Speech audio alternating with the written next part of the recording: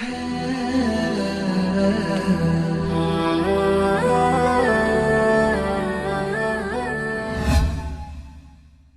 kerja ditambah ibu kerja ditambah anak magang sama dengan kaya. Nggak bisa.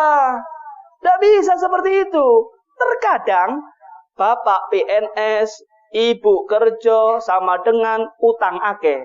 Kata nggak? Banyak. Karena itu rezeki tidak bisa diutek-utek ambil akal. Rezeki itu iman.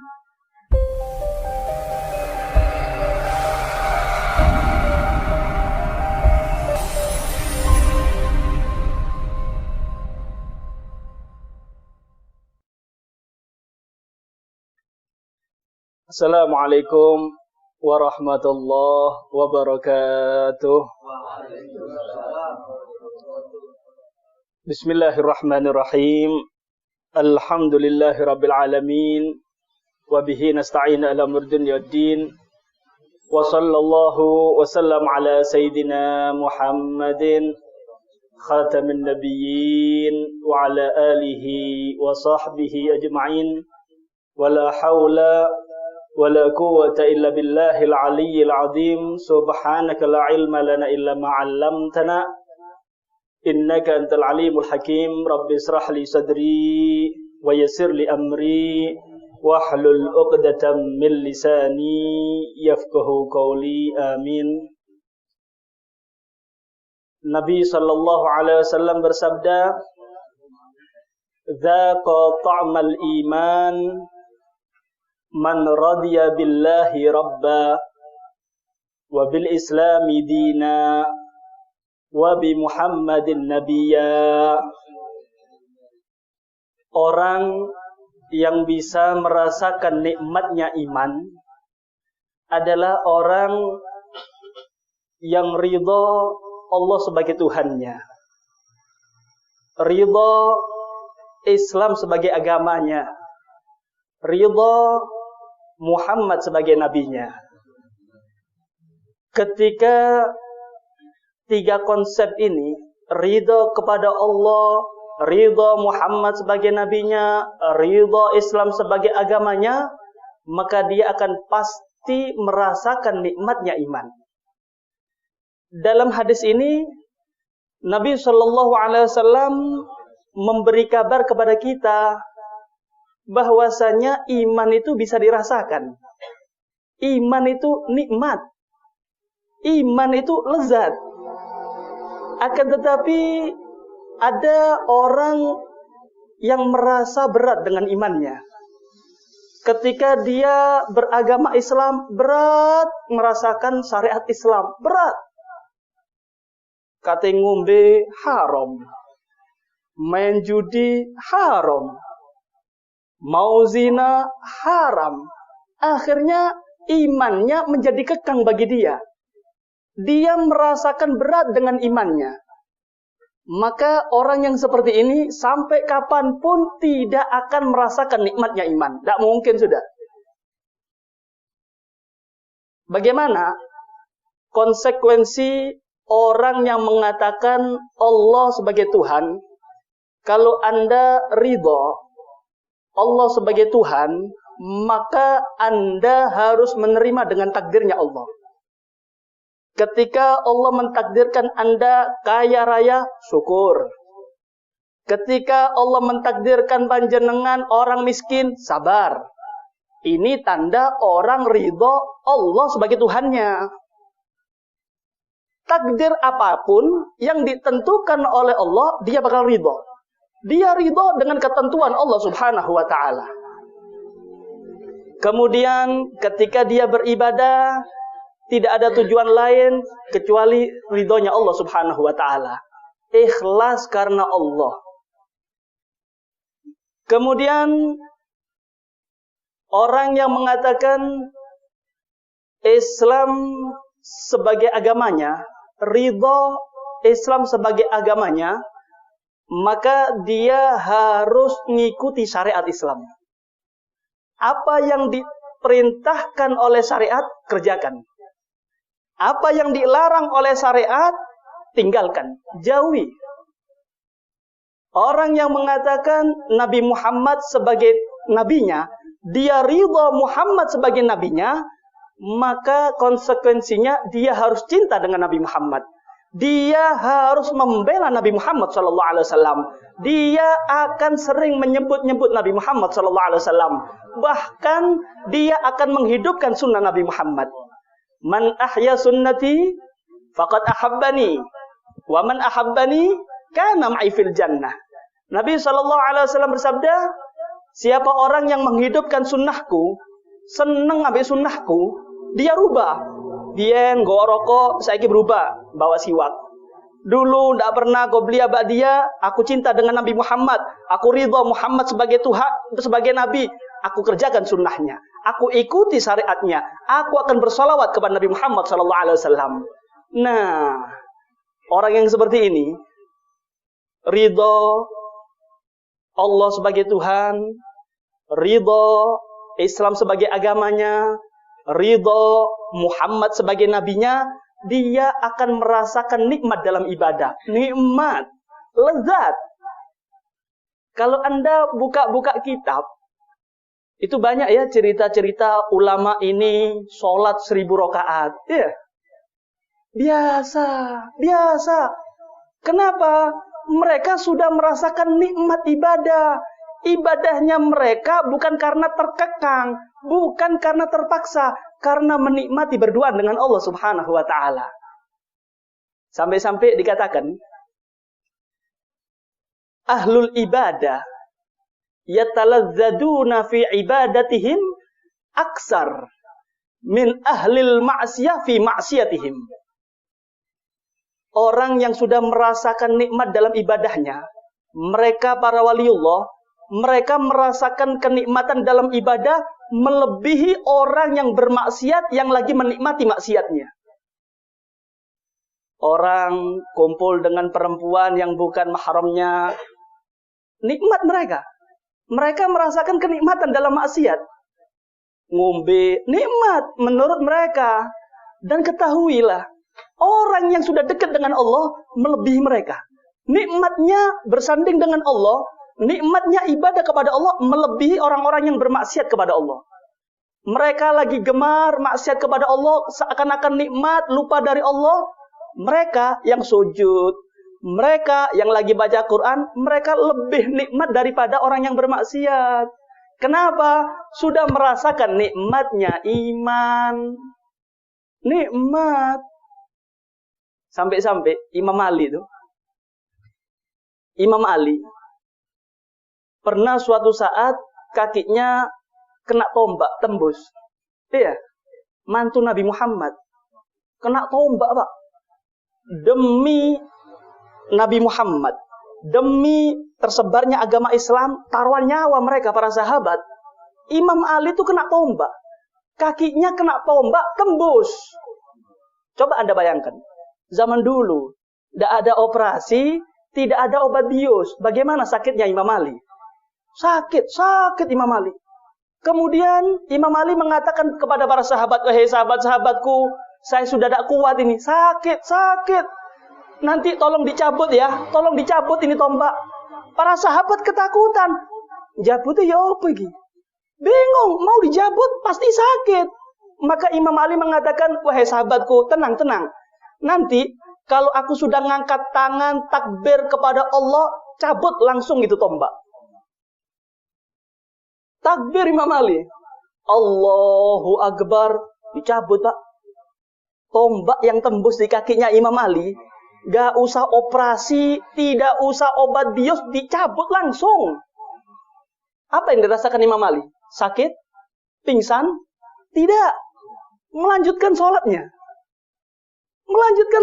Nikmat dengan Allah Ta'ala. Sampai ketika tasyahud akhir, selesai salam, Assalamualaikum warahmatullahi. Assalamualaikum warahmatullahi. Marah Imam Ali.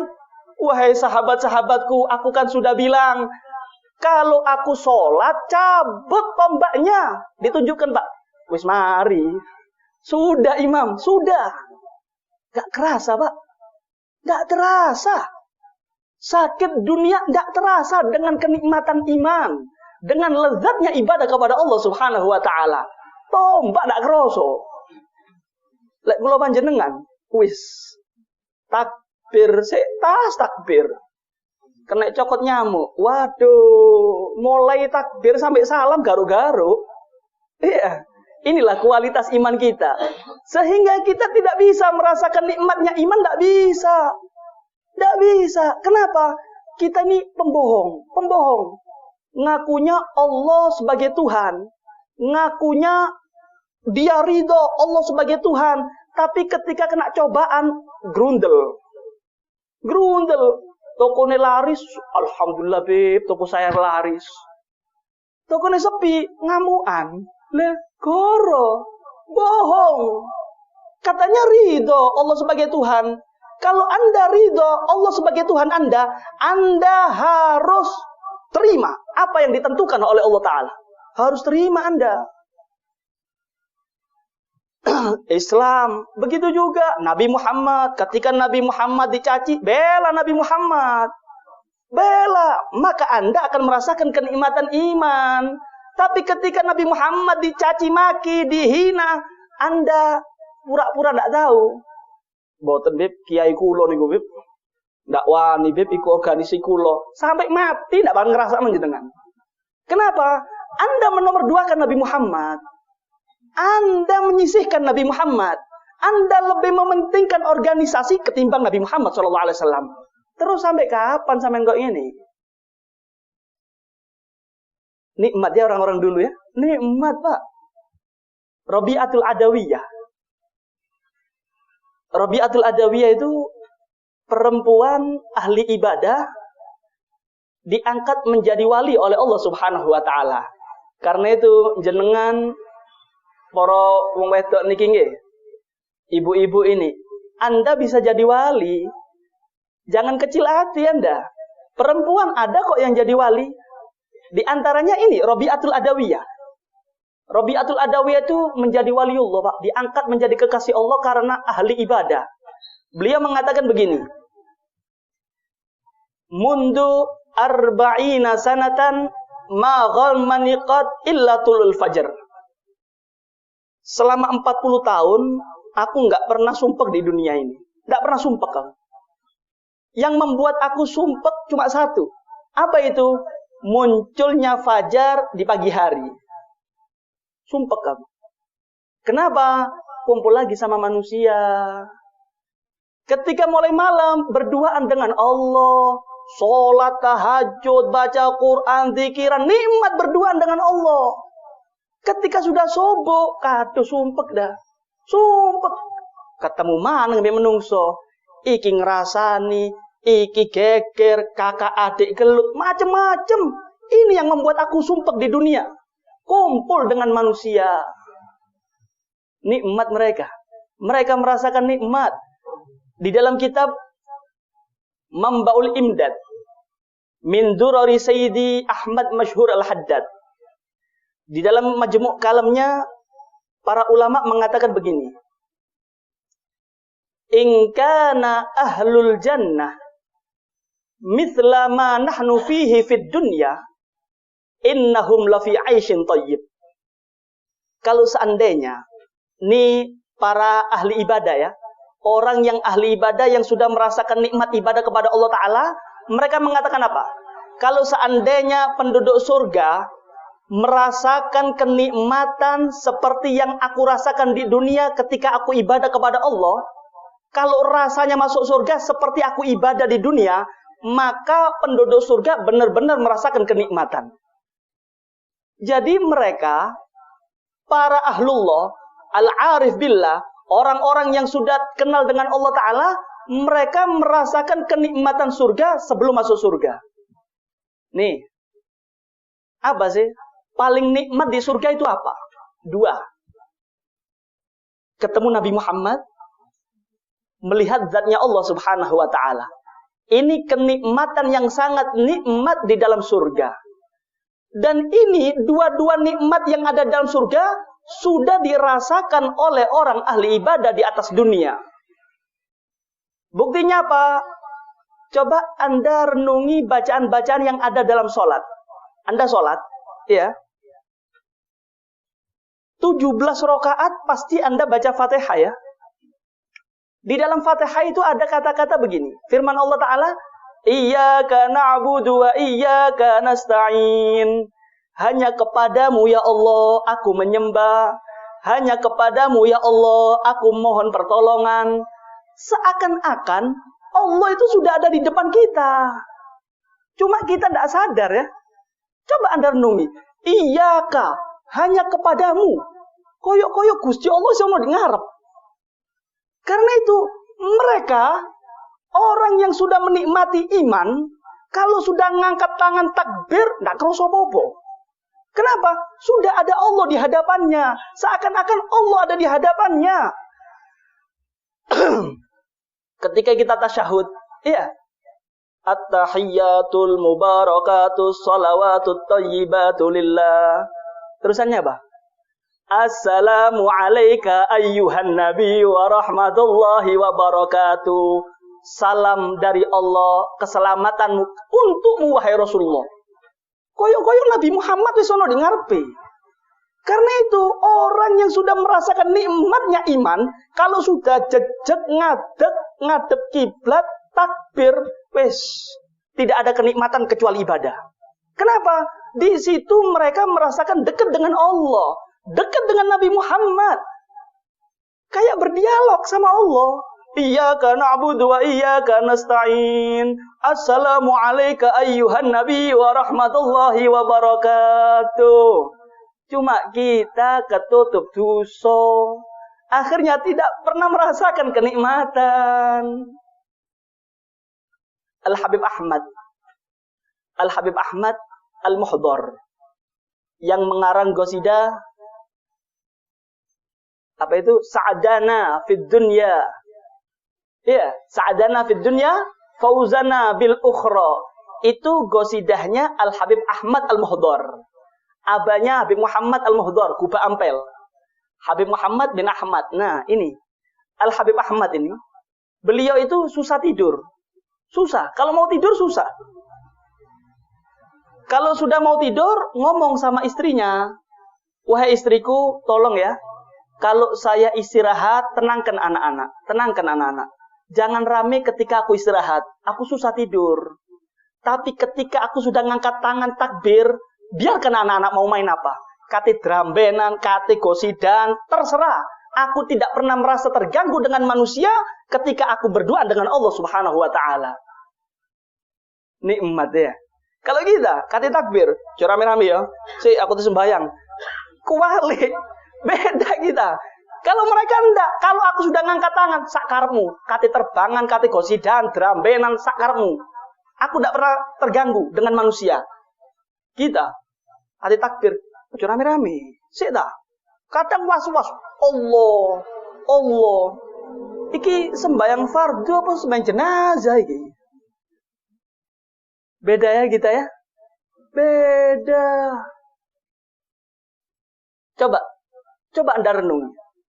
Kita alhamdulillah ya. Mulai kecil Islam. Iya, mulai kecil Islam. Kita mulai kecil ngaku Allah Tuhan. Kita ngaku Allah Tuhan. Cuma kok enggak pernah Beb ya merasakan nikmatnya sholat. Kenapa ya Beb ya? Sudah umur 40, 50 kok enggak pernah merasakan nikmatnya sholat ibadah. Kenapa? Koreksi Pak, koreksi. Kita kurang sempurna. Kita ini ibarat orang sakit. Orang sakit itu, ya. Dikasih permen, dikasih yang manis-manis, rasanya pahit. Dikasih yang nikmat-nikmat, dikasih gulai, kasih sate, enek. Kepingin muntah. Loh, ini yang salah bukan permennya. Ini yang salah bukan makanannya. Yang salah adalah Anda sakit. Begitu juga kita. Sholat itu nikmat. Pengajian itu nikmat. Ngaji Quran itu nikmat. Cuma gara-gara roh kita sakit, iman kita sakit, diajak sembahyang sumpek. Diajak sholat males. Diajak pengajian gregeten. Kenapa sakit? Bukan salah pengajiannya. Bukan salah sholatnya, Anda yang sakit. Wes loro ditumpuk nyanyi, tambah nemen. Wes loro ndak tobat, genjrengan, main piano, dominoan, macem-macem. Akhirnya sakit, tambah sakit, komplikasi dah. Sulit sudah. Sulit untuk dibuka. Untuk merasakan nikmatnya iman sulit. Karena itu mumpung kita diberi kesempatan panjang umur oleh Allah Ta'ala, sehat walafiat, kena no uripin jenengan. Tujuan Anda hidup kemana? Harus tahu. Kalau tujuan Anda cari uang, keliru. Kalau Anda tujuannya di dunia untuk bahagia, salah. Kenapa? Dunia ini tempatnya bala, tempatnya ujian. Kalau Anda mencari kebahagiaan di dunia, keliru, salah. Tempatnya ruwet iki dunia. Ini tempat ujian. Coba Anda lihat zaman sekarang. Buka Facebook, gelut. Melu WA di grup, ngerasani. Ngerungokno berita, geger. Ngerungokno radio, rame dewe. Terus apa enake? Apa enaknya? Ya ini dunia. Ruwet. Terus, ya apa, Beb? Tujuan kita apa? Siji, Pak. Cari ridhonya Allah. Cari ridhonya Allah. Anda kerja, silahkan. Tapi dalam pekerjaan, niatkan ibadah. Nah, hebat. Bukan berarti Anda kerja kepingin soge. Keliru. Kenapa? Kaya melarat sudah ditentukan sama Allah Ta'ala. Lah kok sampean goleki lho?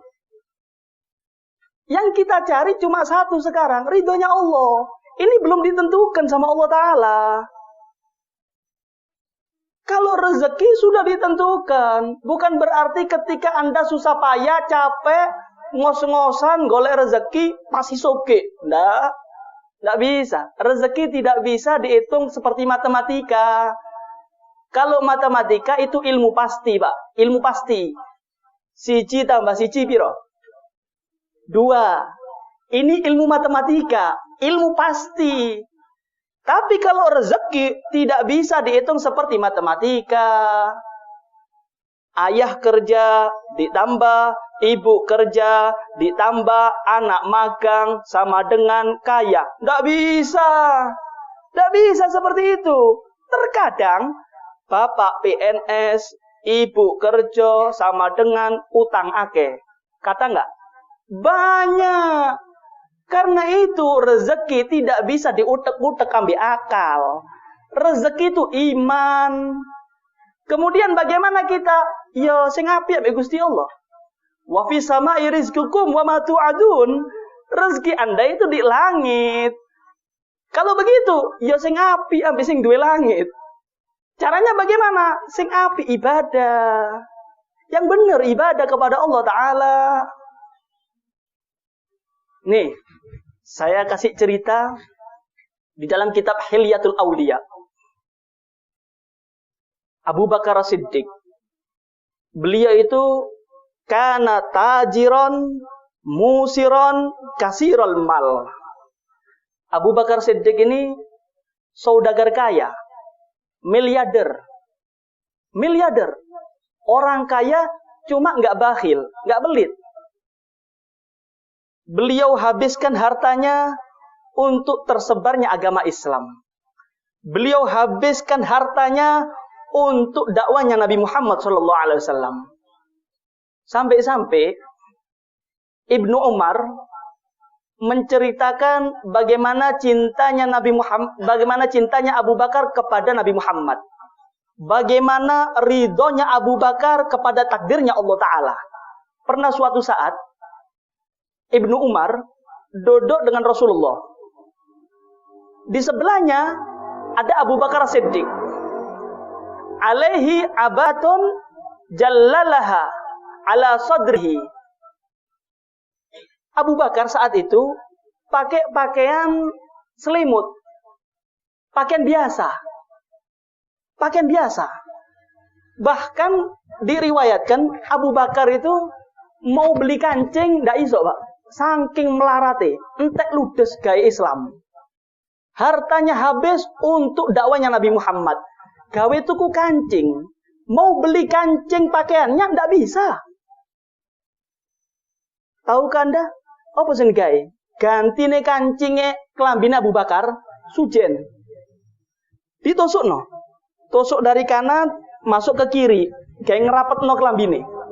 Saking ndak punyanya Abu Bakar Siddiq. Tiba-tiba malaikat Jibril datang kepada Nabi Muhammad. Datang kepada Nabi Muhammad, ngerososakno. Malaikat Jibril ini ngeliat pakaiannya Abu Bakar ini kasihan. Mali aro Aba Bakrin alaihi aba'atun jallala ala sadri. Wahai Rasul, wahai Muhammad, opo oy Abu Bakar sakno ya? Kasihan Abu Bakar itu ndak punya pakaian lagi ta? Ndak punya pakaian yang bagus. Maka Nabi Muhammad mengatakan kepada malaikat Jibril, "Ya Jibril, anfaqa malahu alayya qablal fathi." Jibril, ini Abu Bakar orang hebat. Ini orang yang percaya kepadaku.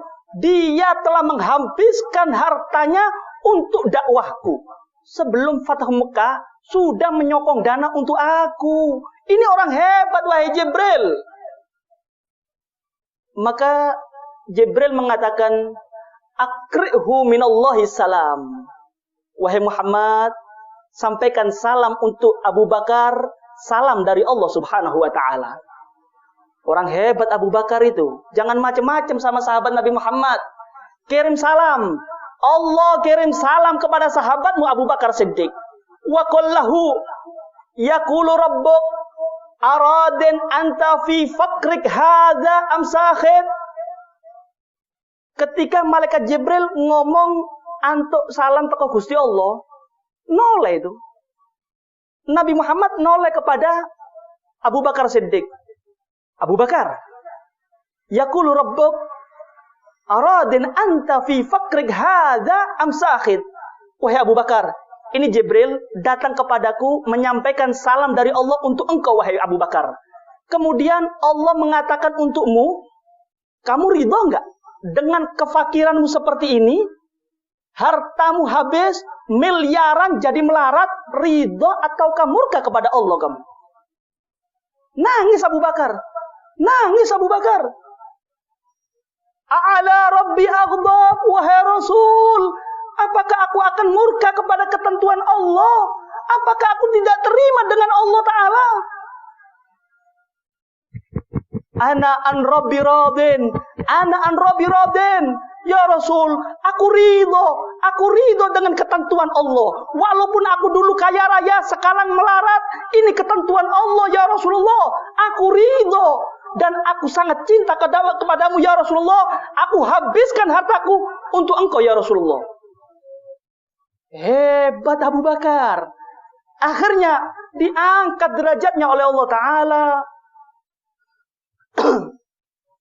Ini orang ngerasakan nikmatnya iman, ngerasakan Pak. Nabi SAW bersabda, "La yu'minu ahadukum hatta akuna ahabba ilaihi min waladihi wa walidihi wan nasi ajma'in." Nabi bersabda, ngasih peringatan kepada kita. Tidak sempurna iman kalian wahai umatku sampai aku Muhammad Rasulullah menjadi makhluk yang paling dia cintai. Melebihi cintanya dia kepada anaknya. Melebihi cintanya dia kepada orang tuanya. Melebihi cintanya dia kepada seluruh manusia. Jangan menomorduakan aku, kata Nabi Muhammad. Kalau Anda ingin imannya sempurna kepada Nabi Muhammad, jadikan nomor satu Nabi Muhammad. Baru Anda akan merasakan nikmatnya iman. Abu Bakar Siddiq. Abu Bakar itu dulu ketika perang Badar, anaknya masih kafir. Masih kafir.